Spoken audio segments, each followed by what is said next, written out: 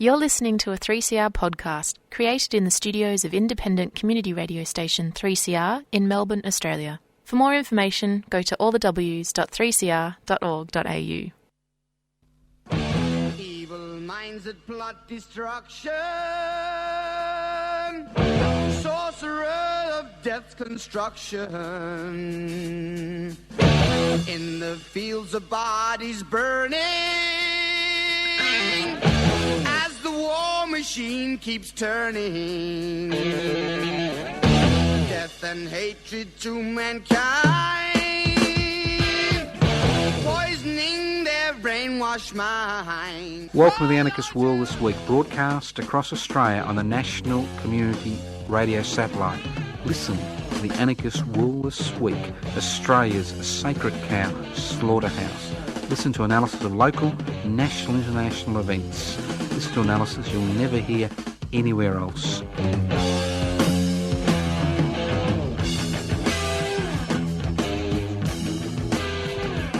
Welcome to the Anarchist World This Week, broadcast across Australia from the studios of 3CR in Melbourne on the Community Radio Network. My name is Joseph Toscano. I'm hosting today's program. The producer of the program is the effervescent Kelly Whitworth. So if you've got any problems, complain to her. Not about the content, but about the technical aspects, because obviously she doesn't know what the content is, and neither do I. Of course I do, sometimes. Now, we've got some interesting things and some very boring things. But the first thing I'd like to comment on is I'd like to make a few comments about Mick Fueggle.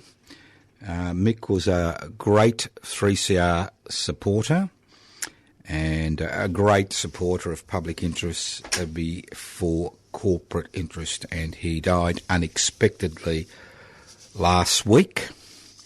He was a very good friend of a regular listener to Community Radio 3CR, Redgum or Peter Redgum Roberts. They worked together in the about 2009. Now, Mick was a real activist, a great humanitarian.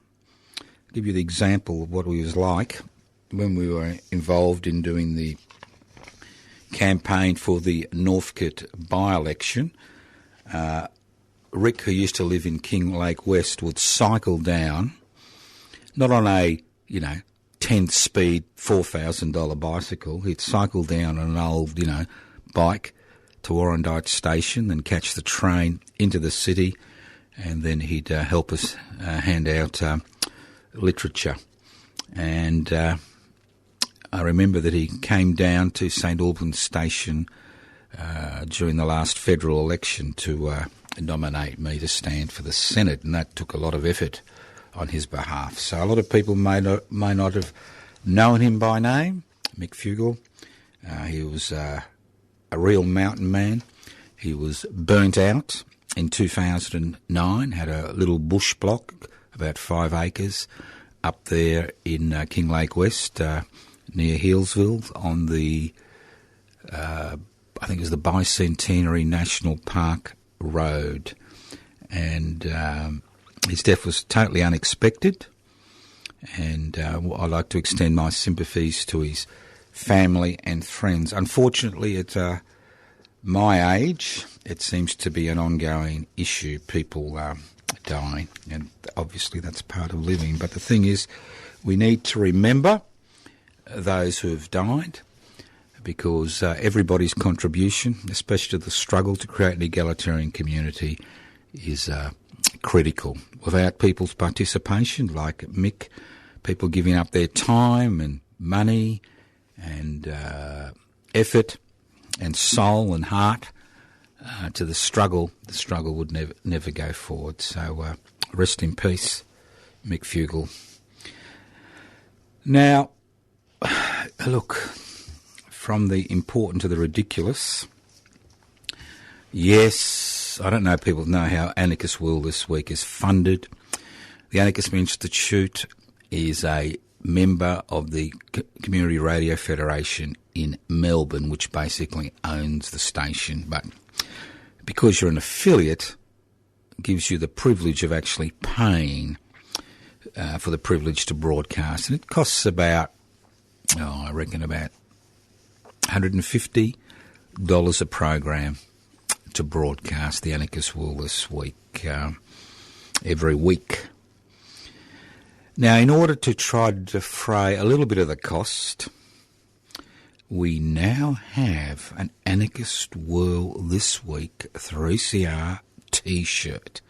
That's right. It's not the usual garbage which has been made overseas by, bonded slave labour that are paid $1 an hour. These T-shirts, the actual shirt itself, are made in Australia. They've been screen printed at a small local business in Melbourne. And the actual shirt, it's a good quality shirt, is ethically made in Melbourne. So there is a cost involved, If you want a $5 cheap T-shirt from Kmart, well, go get a $5 T-shirt from Kmart. But if you want a, high quality, locally made, locally screen printed Anarchist World This Week T-shirt, and the cost helps, any profit made goes into the 3CR bank account so we can continue to broadcast the Anarchist World This Week. Our initial order was for 100, whole range of sizes. You can pre-order now. Don't ring me, all right? Don't ring me. You can go to the 3CR website, 3cr.org.au/shop, 3cr.org.au/shop, or you can ring during business hour and pre-order now, 0394198377 during business hours. That's Monday to Friday, 9 a.m. to 5 p.m. There's a little bit of confusion a few weeks ago. The order's in, so pre-order now. People are snapping them up, and if we sell the 100, we'll get some more, obviously. Now, the cost for an ethically made T-shirt screen printed by a local business in Melbourne is $35. You can actually pick them up at the radio station, or if you listen to this program somewhere across Australia, anywhere from Flinders Island to the Tiwi Islands, well, for $8.50, we can chuck it in a container, package, and send it off to you. So $35 for the T-shirt, $8.50 per order if you want it posted out. That's posting and handling charges. So as I said before, ethically made in Melbourne, black shirt, red writing. If you go to the 3CR website, you can see what it looks like. 3cr.org.au/shop. Now let's move on. Yeah, and there are no free steak knives. Sorry, we ran out of steak knives before we did the pre-orders. Now, I do have an announcement to make today. Most of you will be saying, why bother? And I'll explain why bother in a second. But I have finally made up my mind to run in the electorate of Mulgrave, which incorporates Mulgrave in Springvale in Melbourne, south-east Melbourne. The electorate is the electorate of the Premier, the Victorian Premier. Well, it's not his electorate, but he's been representing the electorate since 2002. Now, Mr. Premier, Mr. Daniel Andrews, is a professional politician. I think he got some type of minor degree at university and then graduated to some minister's office and then got pre-selected for the electorate of Mulgrave and has held the electorate of Mulgrave since then. So he's a professional politician, as most of our politicians are these days. And, I don't hold that against him. It's a good job, pays well, wonderful superannuation. You can make some enemies, but that's the price was paying. Now, why am I standing and why am I bothering? Because a lot of people say, why bother? Now, I know, and you know, because we're not stupid, that I have a snowflake's chance in hell of being elected. Now, I know, and you know, that democracy, rule of the people, by the people, for the people, has very little to do with representative democracy when you give a representative a signed blank cheque to make decisions for you for the next 4 years at the state election level in Victoria, or every 3 years at the federal level. And irrespective of what people promise you, if they are able to govern, it's quite likely they won't keep that promise. For example, during the last Victorian state election, we did two things. We held a 10-day public housing protest, 24 hours a day, on the steps of the Victorian Parliament House, and at the same time I stood against Mr Foley, who was the housing minister in the electorate of Albert Park. Now, we were able to apply pressure on the state government, and the state government actually promised in writing, in big ads, that they would build 1,000 new public houses as a result of that campaign. Now, what happened once they were re-elected in a landslide? Nothing. They've continued ad nauseum to privatise the public housing sector. So, why bother? I'll tell you why bother. Because it's like Mick I spoke about before, Mick Fueggle I spoke about before. You bother because you can make a difference as far as people's thinking is concerned regarding issues. And that's why you bother, because you can make a difference. If no alternative ideas are raised, nothing will ever change. If we are resigned to the fact that nothing will ever change, nothing will ever change. If we are cynical about the possibility of change, nothing will change. Now, parliamentary democracy itself, in many regards, is about keeping those who exercise power in power.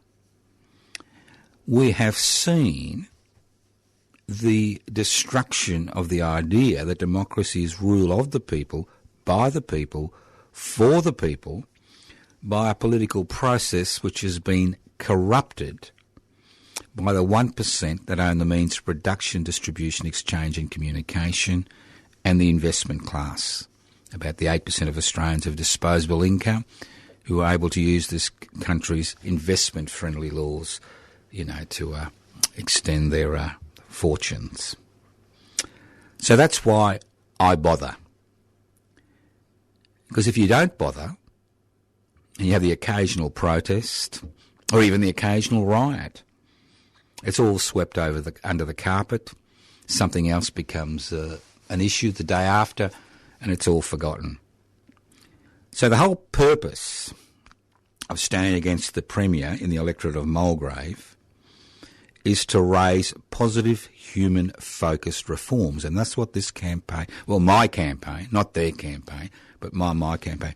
And why am I doing it as an independent?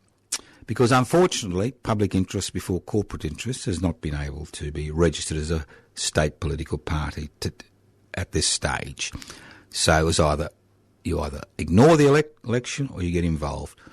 Now, if there's anybody else living in Victoria who is interested in standing as independent on positive human-focused reforms, I would encourage them to stand. Because the more people who stand, who raise ideas that don't fit the norm, the greater the possibility that the issues that are debated and people think about change. Now, what are positive human-focused reforms? And these are the reforms. This is the campaign which I'll be running in the electorate of Mulgrave. And it's about positive human-focused reforms. And I'm sick and tired of seeing the continuing, never-ending construction efforts that has been embarked on in Victoria, while human-focused reforms have been totally ignored. The things... What's the role of government? Is the role of government to keep those in authority in power? Or is the role of government, even at the state level, to provide for the basic human needs of the people they govern? Now, I'm stupid enough, the key word is stupid, to think that the role of government should be the satisfaction of basic human needs. Not just protecting citizens from an external threat, but protecting citizens from the internal threats we face every day. And the internal threats I'm talking about is basic things like food security, energy security, access to housing, access to health care, access to education, and access to recreation. So what's the difference between me and Mr. Andrews, a professional politician? Because I've noticed the election campaign has started in Victoria, and we get these pretty pictures of these nice people telling us nothing. Platitudes. No policies. Look, you know and I know that I've got extensive life experience. Now, I could rattle off everything I've done, and there'd be no time to rattle off the policies I'm interested in. But to just give you an example of the difference between Mr. Andrews, the Premier of Victoria, who's known to every Australian, and Dr. Joseph Toscano, who's known to 0.00001% of Australians. Now, I've been a father, a stepfather, a grandfather, and a widower. I've been a radical community social activist for over 50 years. Not just an anarchist, somebody who believes in the abolition of the differences as far as power and wealth is concerned in society. I mean, anarchist is a very simple concept. I mean, people may tremble when you say you're an anarchist and they say anarchism equals chaos. The reality is government equals chaos. Government works because it's got a monopoly on the use of force, whether it's a dictatorship or a parliamentary democracy, and it uses that monopoly on the use of force to continue to look after the interests of a minority. Now, governments were initially formed to allow people who had a monopoly on the use of force to use that monopoly to exploit. And the death of Queen Lizzie highlighted, the role that that particular institution had in British affairs and obviously Australian affairs. So in the 19th and 20th century, we had revolts and revolutions and, people putting people in parliament with different ideas, and governments were forced through direct action to put in policies that looked after the people they ruled. Policies regarding food security, energy security, housing, health, education and recreation. So what are the policies that I'm talking about at this state election? Remember, this is not a federal election, this is a state election. So the issues can be different in terms of the responsibilities that a state government has in regards to a federal government. Now, the policies, what I describe as positive human-focused reforms, are both reformist and have revolutionary potential. And they're designed to satisfy basic human needs and help struggling micro and small businesses. That's what they're designed for. So what are the policies based on? One is food security. It is ridiculous that in a society as rich as Australia and Victoria, that people go without food. Not because they're on a diet, but because they can't afford the basic necessities. And with increasing prices, we've seen this become a huge issue. So what's my food security policy? That every adult and every child who's on a social security benefit in Victoria receive a $150 food voucher every month for every adult, and a $70 food voucher for every child that you're responsible for, to be used at food-related micro and small businesses registered with the Victorian State Government.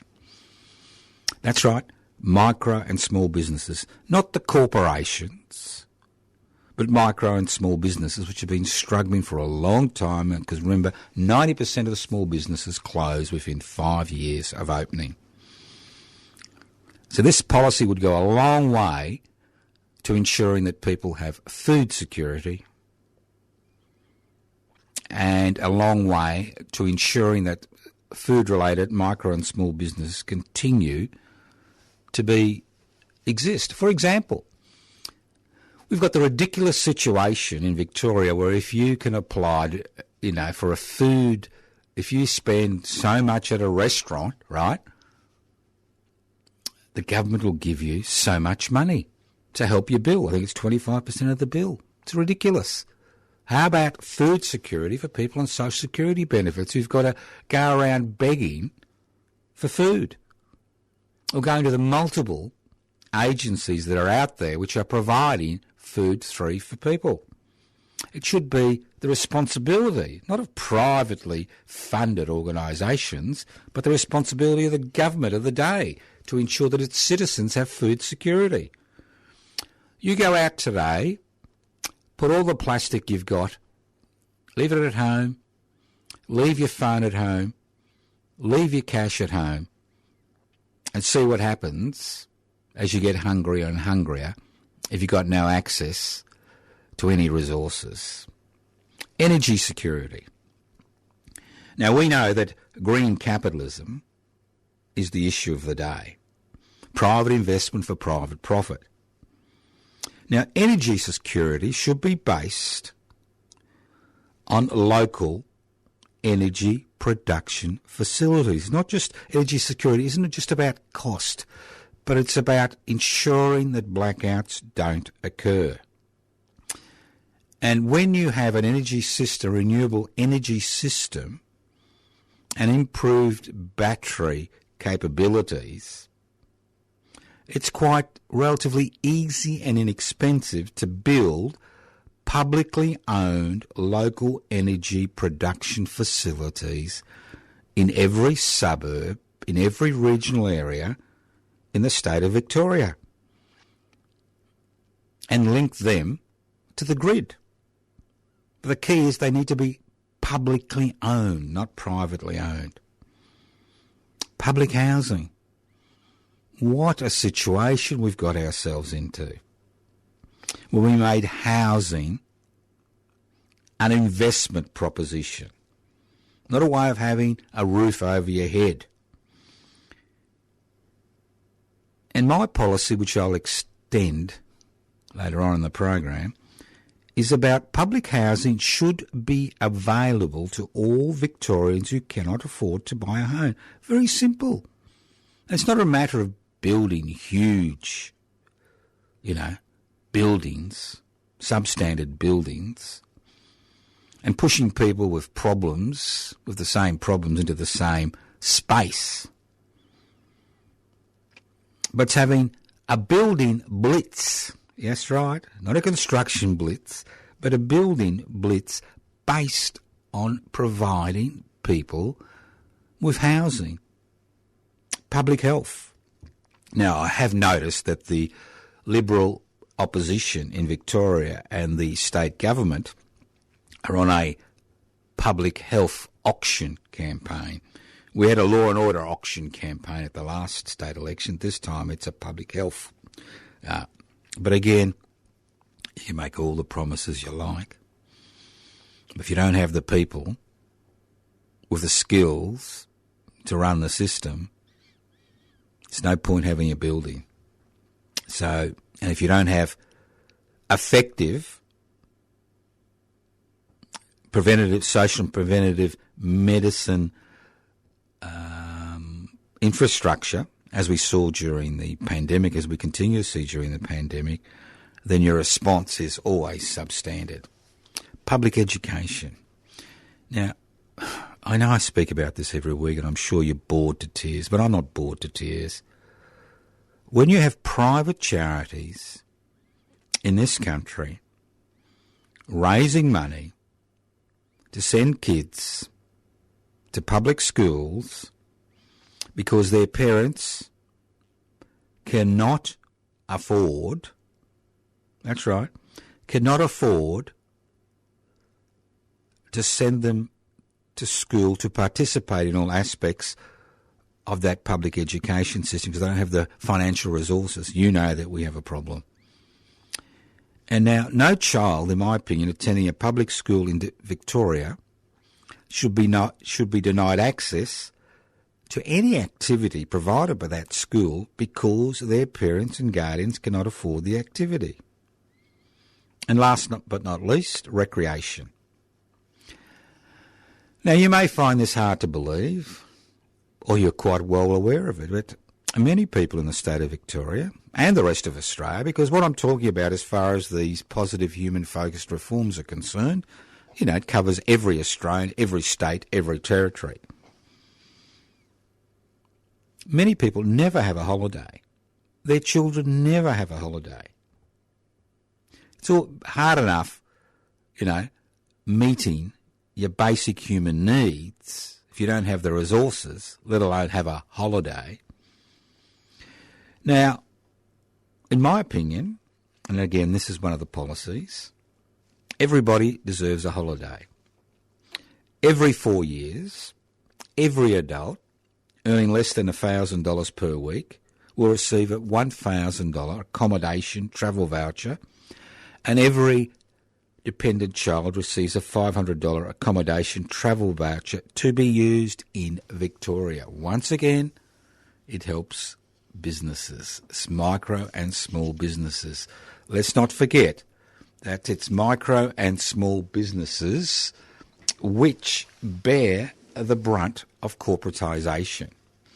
Now, I know our political masters love to tell us that micro and small businesses in Australia are the engine room of the economy. They're not the engine room of the economy.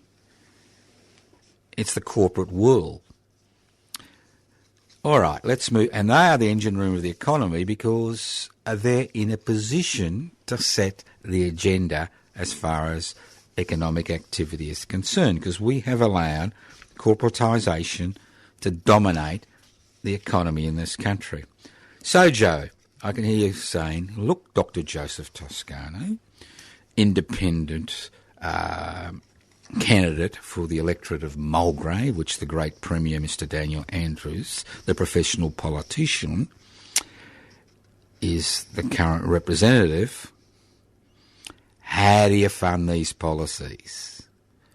Well, you will notice that not one of the major political parties is really willing to look at funding. Well, I'm going to look at funding, and this is the more revolutionary aspect of those very mild reforms I've suggested, which somehow seem radical in 2022 in the state of Victoria and Australia. Food security, energy security, housing security, health security, education security, recreation security. All seems a bit radical, doesn't it? These are mild reformist programs. So what's the revolutionary component or the radical component? One, how do we fund public housing? 50% of stamp duty revenue raised on property sales to be quarantined for a spot purchasing and building program to greatly increasing public housing stocks. This would result in 100,000 Victorians being housed in public housing annually. And if you think this is a pipe dream, let's not forget that over 80% of people in Singapore live in public housing. Over 40% of people in Germany live in public housing. And both these sovereign nation states have seen the provision of public housing as an essential component of the services they provide to the people they rule. Now, how do we raise money to fund food security, energy security, health security, education security, and recreation policies or possibilities for people? A 1% super land tax on landholders, individuals, businesses and corporations who own more than $5 million of property in Victoria. That would exclude at least 95% of the Victorian population. And I'm sure if you own more than $5 million of property, that a 1% super land tax on landholders or property owners is no great imposition. 2, now a lot of businesses and corporations don't own property because they can get a beautiful tax deduction by renting properties or leasing properties. So let's collar them into this little argument. A 1% rent tax on individuals, businesses and corporations who pay more than $5 million rent annually. All right? So if you pay $100 million annually, a 1% tax on that $100 million. And there are many corporations that pay more than $100 million tax annually.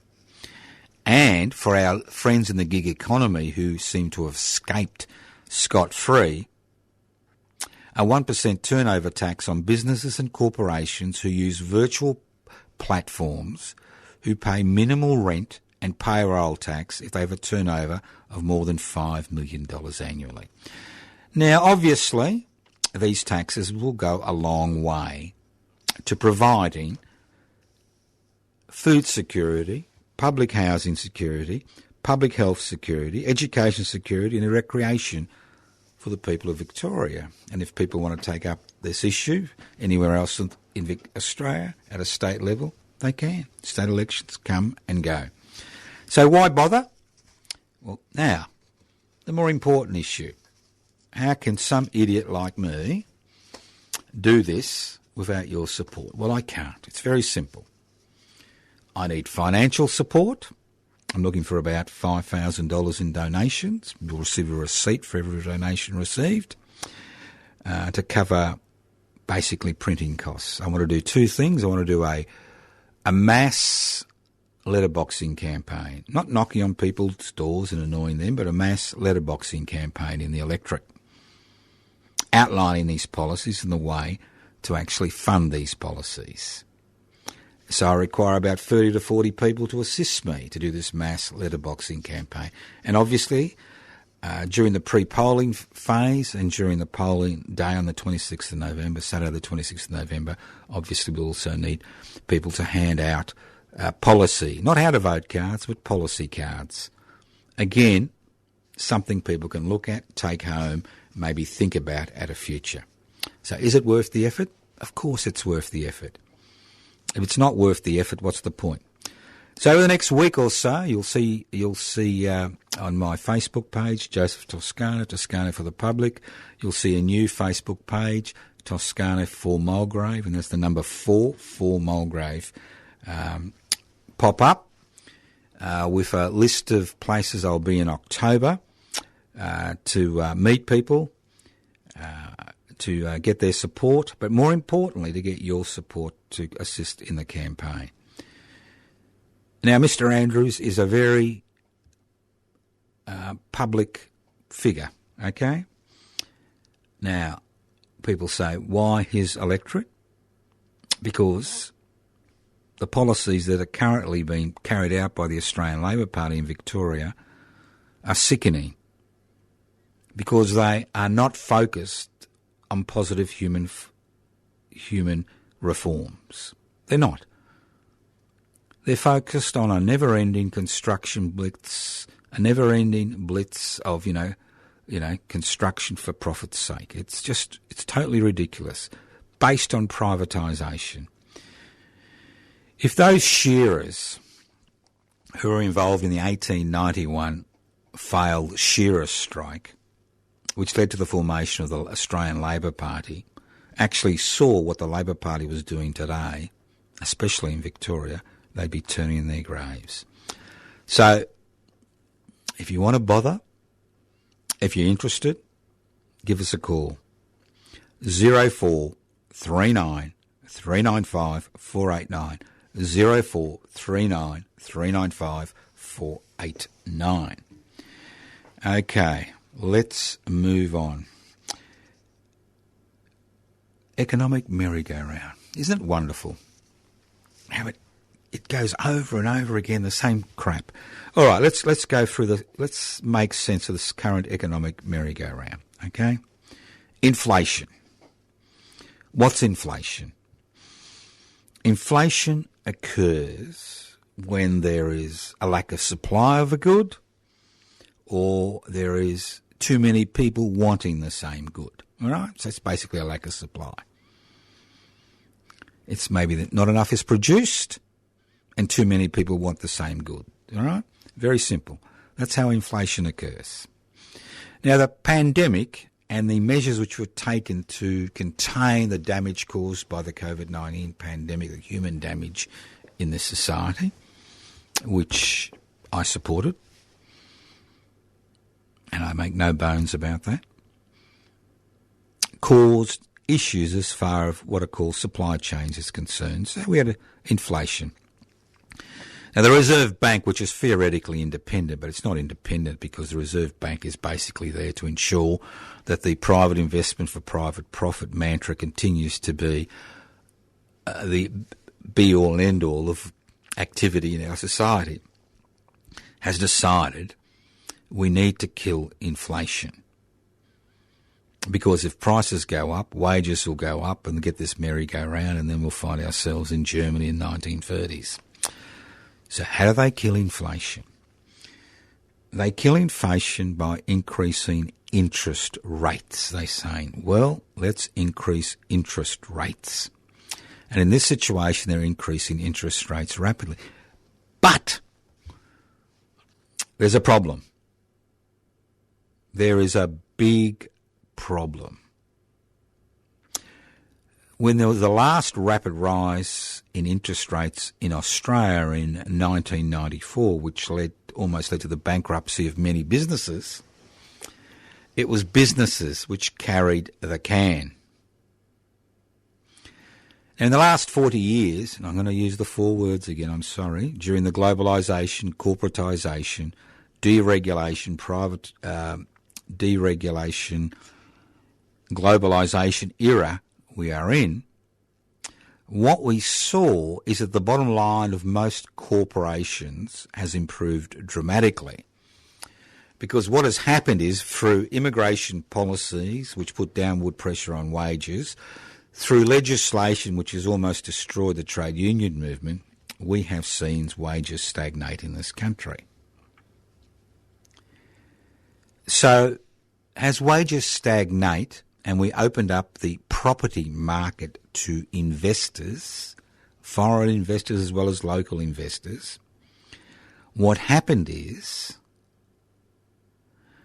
that the prices of property escalated. Not just investment, not just businesses and shops and offices and factories, but the houses that people live in. I was giving you this example before, and I'll give it to you again. In 1982, I think, or was it 83, I was in the fortunate position of getting the bank to buy me a little house in Richmond for $42,000. Right? The bank lent me the money. Nice people, the banks.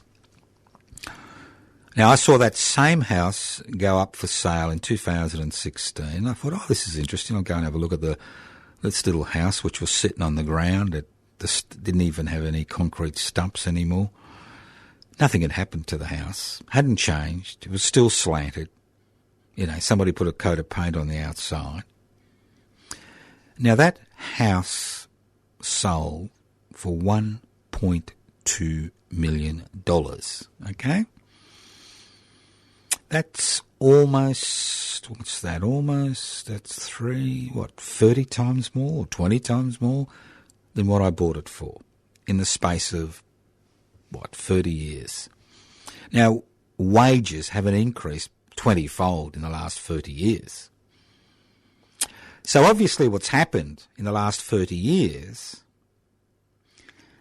is that more and more of people's disposable income goes into paying off mortgages or rent. Because as housing prices escalated, investors needed to get their money back, so they increased rents, which we're seeing now. So here we have the Reserve Bank, right? It's currently rapidly increasing interest rates. Now, it takes 2 to 3 months for that increase in interest rates to appear on your ledger, as far as your $500,000 mortgage is concerned or as far as your rent is concerned, right? It takes a few months for it to filter through. So this time, the major victims of increase in interest rates will be mortgage holders and investors, not the corporate world, because the corporate world has reversed the profitability equation. 40 years ago, if the corporate world made $1, 2/3 of that dollar would go to the workers who created that profit and 1/3 would go to the investors. Today, in the corporate world, 2/3 of any profit goes to the investors and 1/3 goes to the workers. So that means that people who are working, whether it's blue collar, white collar, professional, semi-professional, manual, unskilled, skilled, what that means is the return to them is not as high as it is to the investor. Therefore, they've got less disposable income. So how are they going to kill this inflation, which most likely is not due to demand, pent-up demand, but was most likely due to supply issues? They're going to increase interest rates.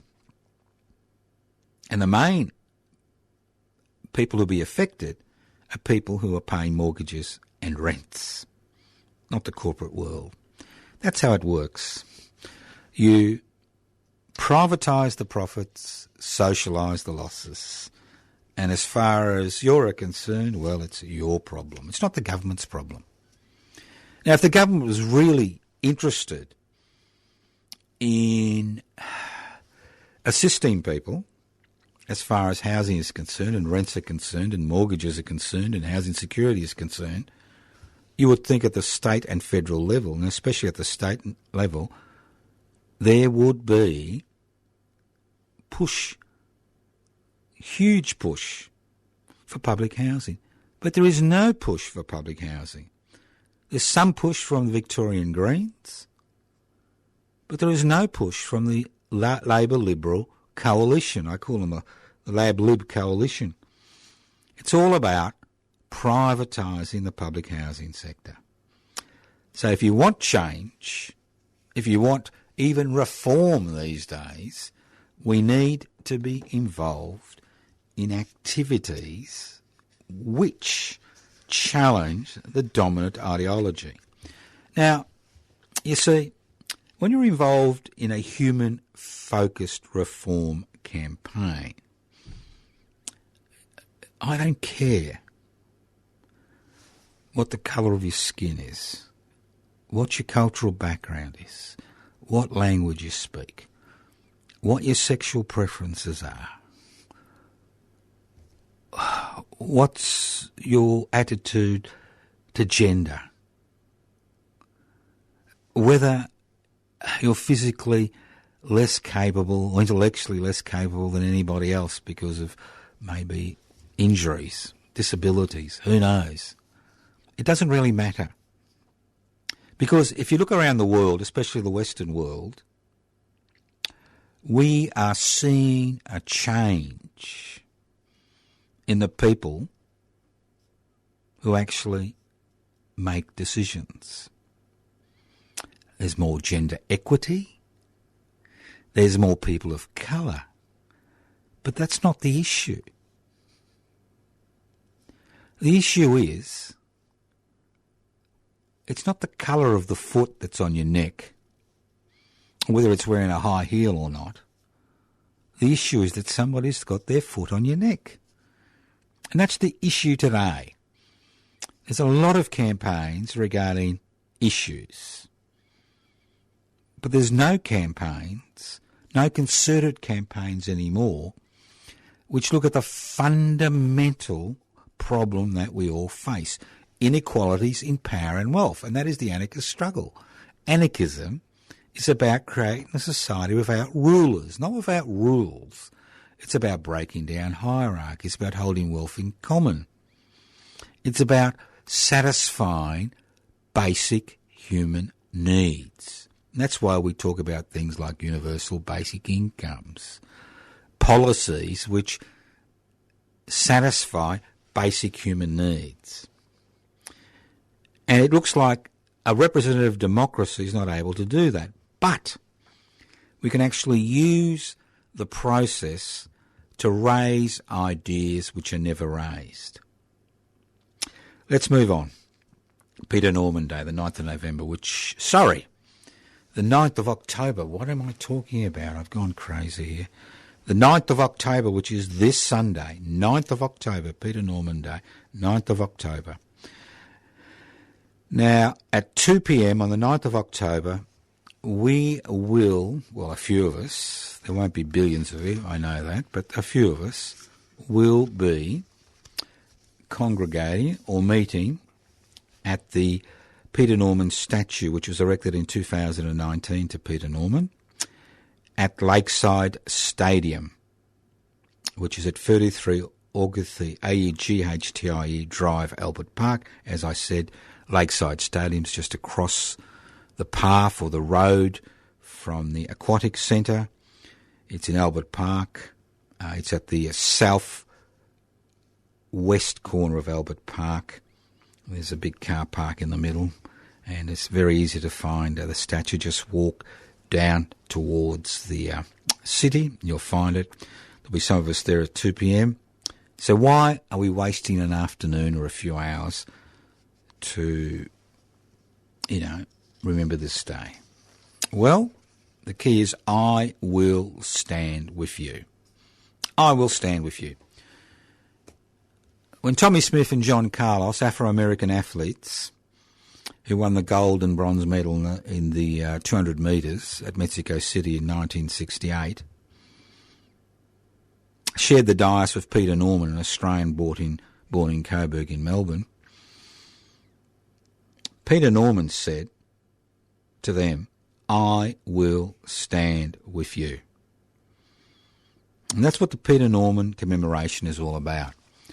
I encourage you to go to the Peter Norman commemoration Facebook page, or my own Facebook page, Joseph Toscano, Toscano for the Public, and you'll find all the information you need there. But personal invitation to everybody listening, come and join us this Sunday, 2 p.m, at the entrance to Lakeside Stadium in Albert Park to honour the stand taken by Peter Norman.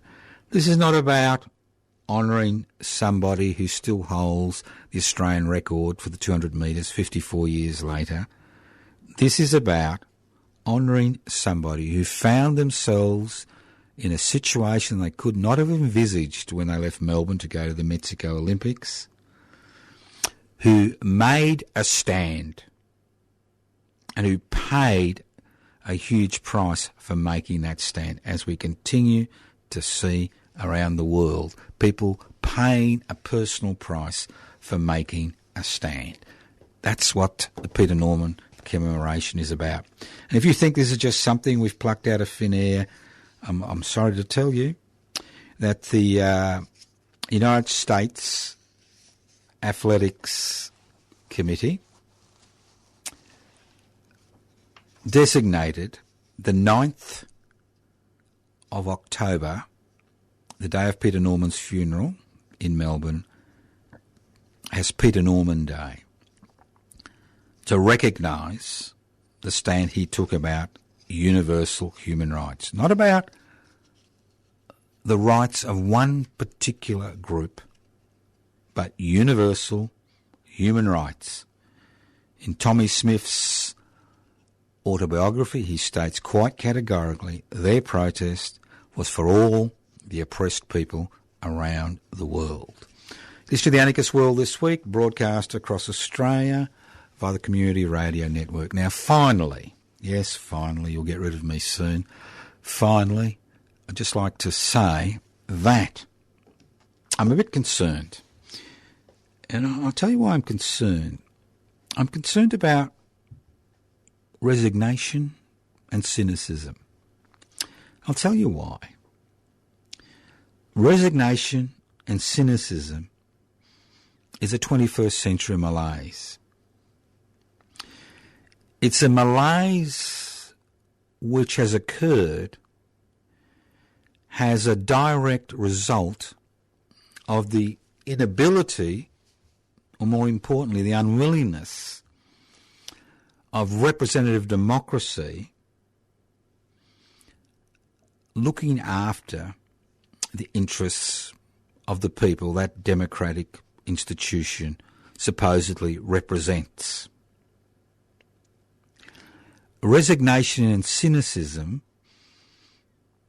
is the 21st century aphrodisiac of that small section of society that owns the means of production, distribution, exchange and communication. It's no accident that time after time after time after time after time, when we look at a parliamentary legislative agenda at the state and federal level, that we don't see legislation going through Parliament which actually challenges their ability to exercise power. It is no accident because of the failures of representative democracy. And it's important that we are not resigned to the fact that nothing will change. And whenever I use the word resigned, I have an image crop into my head. I have that drawing of the slave ships which crossed the Atlantic from Africa to the Americas. And you had all these people chained on their backs at the bottom of these ships, human cargo. Now, if those people who were against slavery were resigned to the fact that this would continue ad nauseum, we'd still have it in the 21st century. And that's the difference. It's people like you and me that make the difference. We are the people we've been waiting for. You're listening to The Anarchist World this week, broadcast across Australia via the Community Radio Network.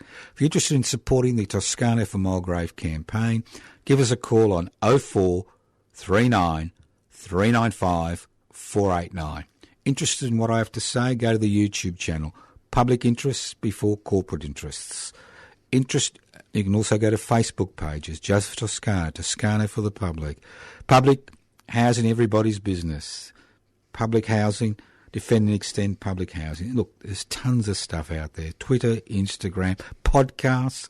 The program is podcast. You can go to 3cr.org.au. You can always write at Post Office Box 20, Parkville 3052.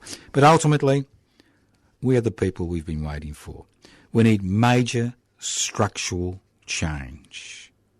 It's ludicrous that in the 21st century we have lost most of the gains which were made through the struggles of people like Mick, Fueggle, who died last week, and we've lost all that to the privatisation, globalisation, corporatisation, deregulation neoliberal agenda which dominates every aspect of life in Australia today.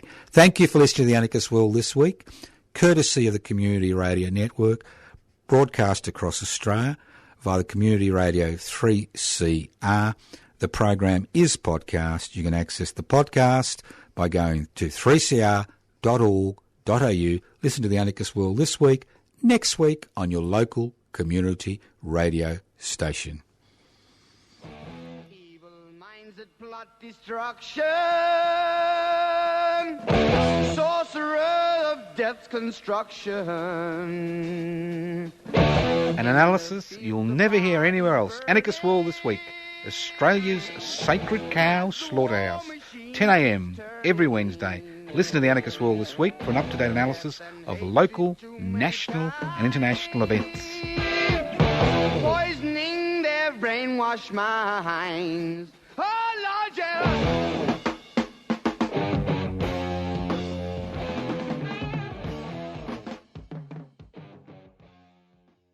You've been listening to a 3CR podcast produced in the studios of independent community radio station 3CR in Melbourne, Australia. For more information, go to allthews.3cr.org.au.